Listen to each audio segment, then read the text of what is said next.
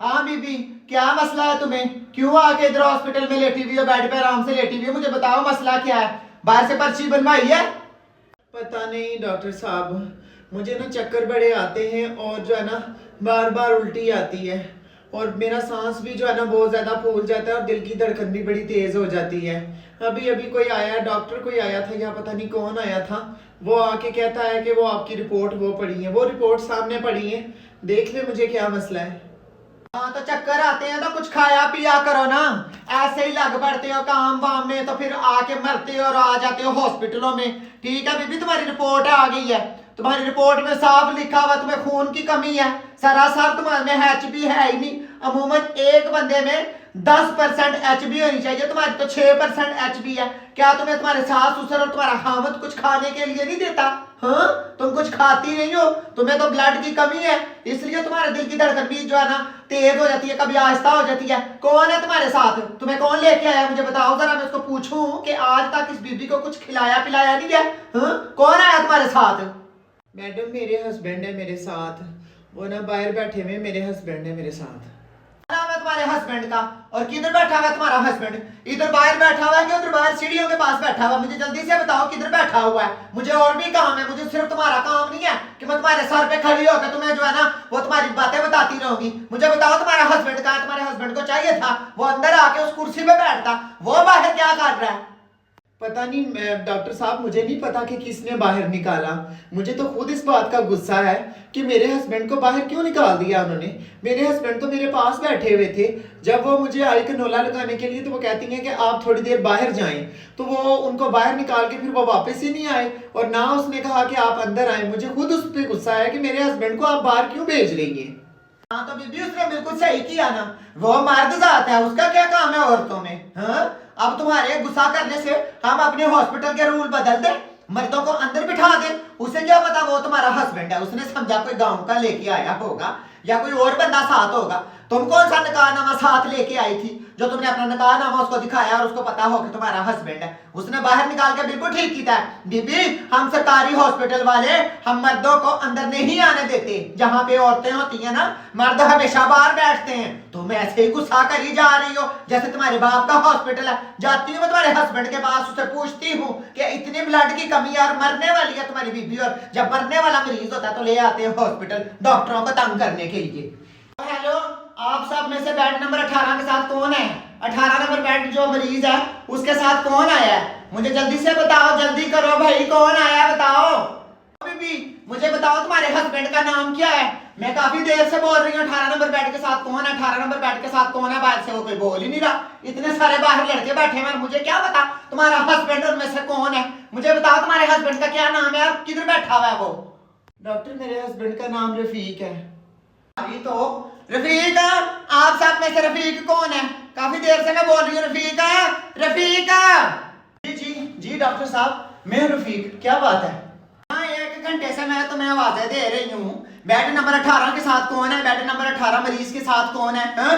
तुम बोल नहीं रहे थे, तुम यहाँ पे मेरे पास बैठे हुए हो, तुम्हें ये ख्याल नहीं है कि अंदर तुम्हारी बीवी मर रही है और तुम यहाँ पे बैठे हुए कुछ खा रहे हो। पहले मैं आई तुम लेज खा रहे थे, अब तुम बोतल पी रहे हो, साथ में सिगरेट पी रहे हो। हा? तुम्हारी बीवी अंदर दर्दे ले रही है, उसका कोई हाल ही कोई नहीं है, और तुम यहाँ पे बैठे हुए लेज खा रहे हो और बोतलें पी रहे हो। तुम्हें नहीं पता तुम्हारी बीवी की क्या हालत है? वो ना मेरा ध्यान नहीं गया, मैं ना जरा सारी रात से जाग रहा था, शायद आप जब आवाजें दे रही थी मेरी आंख लग गई होगी ना। तो आप बताएं क्या काम है, आप बताएं। तुम्हें शर्म नहीं आ रही? तुम्हारी बीवी अंदर मर रही है और तुम यहाँ पे बैठ के सो रहे थे। हाँ? काम क्या है? मैं कौन सा आके तुमसे सफाई कराती हूँ या बर्तन धुलवाती हूँ? हाँ? तुम्हारी बीवी को ब्लड की जरूरत है, जाओ फौरन से ब्लड का इंतजाम करो। क्या कह रही हैं आप? बेड का इंतजाम करूं? हॉस्पिटल में बेड है तो सही, और बेड क्या करने हैं आपने? ओ भाई, बेड का नहीं कह रही, ब्लड का कह रही हूँ, खून का। 10-10 किलो कानों में मैल फंसी हुई होती है, कौन जाके साफ करवाया करो। इधर आके बोलते हो बेड का। बेड का नहीं कहा, खून का कहा है। जल्दी से जाओ अपनी बेबी के लिए खून का इंतजाम करो, उसकी बड़ी बुरी हालत है। जल्दी जाओ, निकलो यहाँ से। अच्छा मुझे ग्रुप बता दें आप। ग्रुप कौन सा? मैंने तुम्हें व्हाट्सएप बनाने के लिए नहीं की कि तुम व्हाट्सएप बनाओगे और ग्रुप में ऐड करोगे। मैंने तुम्हें कहा है जाके ब्लड का इंतजाम करो, खून का। तुम आगे से ग्रुप पूछ रहे हो, कौन सा ग्रुप? हाँ? डॉक्टर साहब मैं उस ग्रुप की बात नहीं कर रहा, मैं ब्लड ग्रुप की बात कर रहा हूँ। मुझे बताएं कि कौन सा ब्लड ग्रुप है मेरी बीवी का।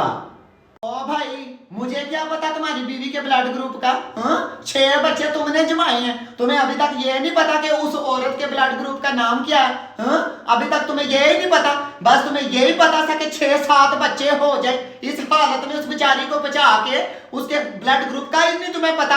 अभी मैं देख के बताती हूँ रिपोर्ट पे क्या ब्लड ग्रुप है। जाओ, बी पॉजिटिव खून का जो है ना उसका ब्लड ग्रुप है, जल्दी जाके खून लेके आओ, जल्दी करो। सिस्टर मुझे बहुत पेन हो रही है, प्लीज मुझे कोई इंजेक्शन लगा दे। प्लीज डॉक्टर मुझे कोई इंजेक्शन लगा दे, मुझे बहुत पेन हो रही है। बीबी तो पेन हो रही है तो मैं क्या करूं? हाँ, ये तुम्हें पहले सोचना चाहिए था।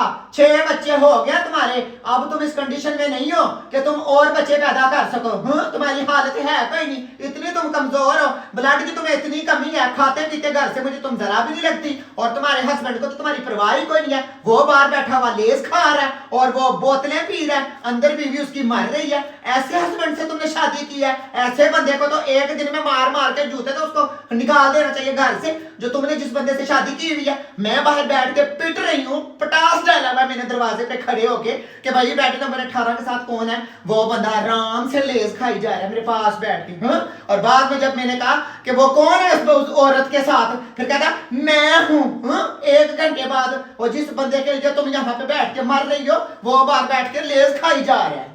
डॉक्टर साहब ये ना बेडशीट बदलनी है, जरा इन मरीज को कहें कि यहाँ से उठें। मैं 2-3 बार आगे आई हूँ, मैंने कहा है कि उठें मैं बेडशीट बदल दूं, लेकिन ये मरीज उठ नहीं रहा। इससे आप कहें कि यहाँ से उठे मैं बेडशीट बदल दूं। क्यों नहीं उठ रही है? हाँ बीबी, क्यों नहीं तुम बेड से उठ रही? उठो, वो बेचारी जाके बेडशीट चेंज करे, वो तुम्हारे लिए बैठी रहे। उसके भी छोटे छोटे बच्चे हैं, उसने भी अपने घर जाना है, वो तुम्हारी बेडशीट के लिए यहाँ पे बैठी रहे। उठो यहाँ से, उठो, बेडशीट चेंज करने दो, जल्दी करो। डॉक्टर साहब मुझसे उठा नहीं जा रहा, मेरी टांगों में जैसे जान बिल्कुल निकल गई है। लेकिन चलें फिर भी मैं खड़ी होने की कोशिश करती हूँ, लेकिन प्लीज जल्दी बेडशीट चेंज कर दे, मुझसे बैठ खड़ा नहीं हुआ जा रहा। करो तुम बेडशीट चेंज। और हाँ बीबी, मैं जा रही हूँ अपने कैबिन में, ठीक है? और जब तुम्हारा हस्बैंड आया ना तो उसको कहना कि ब्लड लेके काउंटर पे जमा करवा दे, और आधे घंटे बाद तुम्हें ब्लड लगेगा। और एक बात याद रखना कि जब यहाँ से जाओगी ना तो इस बेचारी को 500 रुपया दे के जाना। ये को तुम्हारे बाप की नौकर नहीं लगी हुई आके तुम्हारे नीचे से गंदी बेडशीटें उठा के और जाके खुद वॉश करे, ठीक है? ये प्राइवेट मुलाजिम हमने रखी हुई है, जितने लोगों के नीचे से बेडशीट गंदी उठाती है ना सब उसको 1000-1000 रुपया देते हैं, लेकिन तुम गरीब हो इसलिए तुम्हें 500 रुपया। और अगर तुम इसे 500 रुपया नैना दे के गई तो ऐसी ऐसी बददुआएं देगी ना ये तुम्हें कि याद रखना 11-12 बच्चे होंगे तुम्हारे घर और मरोगी तुम, सड़ोगी। ये बात याद रखना, 500 रुपया उसको दे के जाना, अकेला करना पड़ता है उसको सब कुछ। हाँ।